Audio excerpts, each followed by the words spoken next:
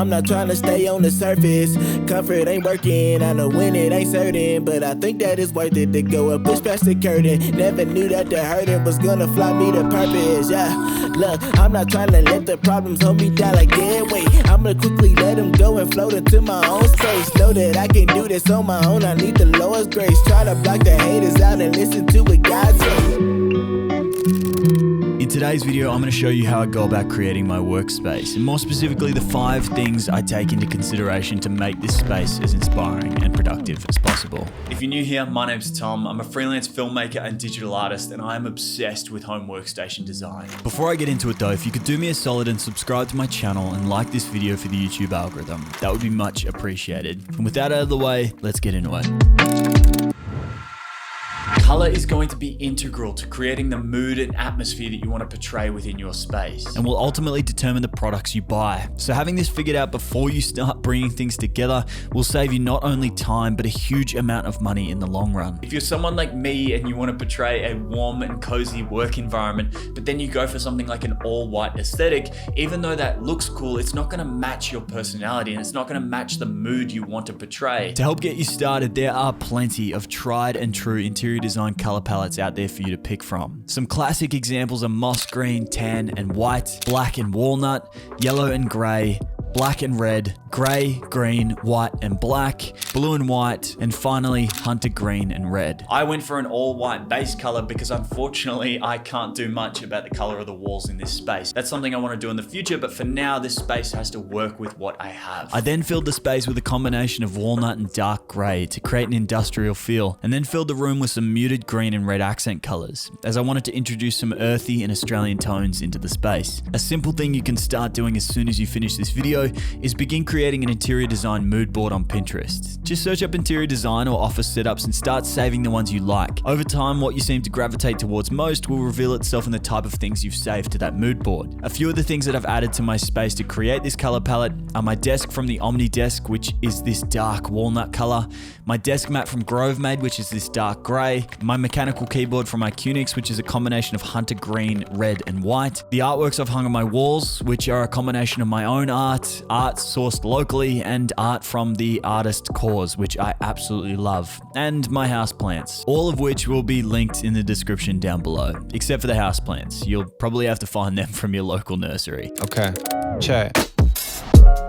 Lighting should almost act as an extension of your color choices. It should be used to create harmony between the colors you have in your space and develop the atmosphere you want your room to have. For me, with my lighting choices, I really wanted to continue that industrial aesthetic that I created with my color palette. So I've decided to use predominantly warm lights in this setup, and then any of the smart lights that I do have, I have them set to either daylight or warmer to continue that look and feel of the space. An easy way to judge this is to look at the Kelvin value when buying lights. The scale usually ranges from around 1800 Kelvin to 7000 Kelvin. The lower the number, the warmer the hue, and the higher the number, the colder the hue. Daylight is 5600 Kelvin, and most of my lights are set between 1800 and 4800 to create that warm aesthetic. Some examples of the lights I have in my space are these 2 Godox TL60 tube lights that I use when filming, these 2 lamps, one on my shelf and one on my desk that I purchased from IKEA, these 2 Philips Hue play bars I have mounted behind my monitors, the LifeX beam I have mounted on the wall behind my desk, and lastly this BenQ screen bar, all of which are linked down in the description. Your creative workspace doesn't just need to look good and help you creatively, it also needs to function well with the rest of your life. I haven't just built this room to look good on the video that you're watching right now, I've built this workspace to function with everything that I need to use this space for. This space functions as my office, my YouTube studio, my gym, my space I relax in, the room I store basically everything I own, and where I keep all my clothes, so I need it to be incredibly functional. So in order for this space to be functional, I've divided it into 3 sections. The couch on the right side of the room for when I want to relax, the middle of the room I use for when I need to train on my bike indoors, and the desk on the left side of the room is for my creative work. So try to have a think about what you need to use the space for beyond just work or beyond just shooting videos before you get started, because it's only going to help you in the long run. 1, keep this space tidier, but 2, functionally use this space day to day for everything you need to use it for.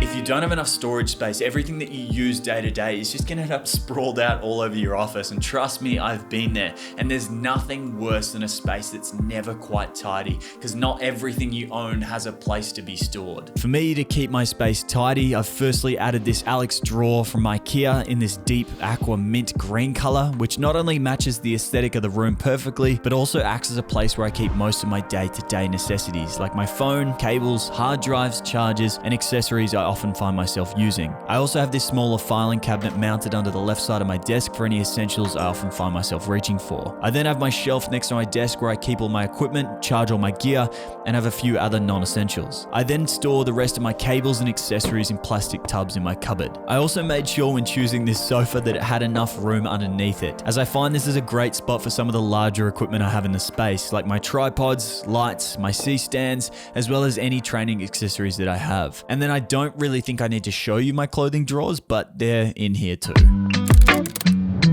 Character. This is where you can be intentional about the artworks that you hang up or anything else you put on your walls, and even be a little bit intentional about the things that you leave out in your space. I've put that bike there, yes, because it's functional and it's the only place in my house I can leave it, but two, I left it out because it's a point of connection beyond just this video topic.